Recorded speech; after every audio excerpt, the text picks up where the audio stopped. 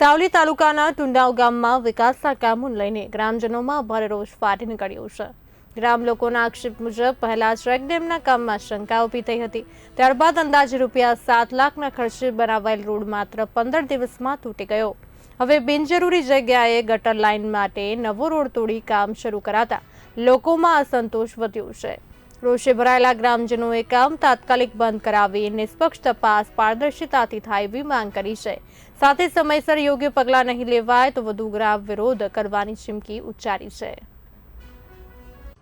Anil Rana advocate Savli તાલુકાના ટુંડાવ ગામે એકતાનગર સોસાયટીની આગળ 15 લાખનો પૂર્વ સરપંચ દ્વારા રોડ બનાવવામાં આવેલો, જે રોડ ખોદીને હાલમાં ત્યાં ગટર નાખવાનું કામકાજ રોડ તોડીને ગટર લાઈન નાખવામાં આવી રહી છે, જે અમે હાલમાં વિરોધ કરી ગ્રામજનોએ વિરોધ કરી રોકવામાં આવેલું છે। કેમ કે ભાથુજીની કોલોનીમાં 1000થી વધારે માણસ ત્યાં રહે છે અને તેઓને ગટરથી વંચિત છે। ગટરની પ્રાથમિક સુવિધા જેવી જે સુવિધા છે તેનાથી વંચિત છે।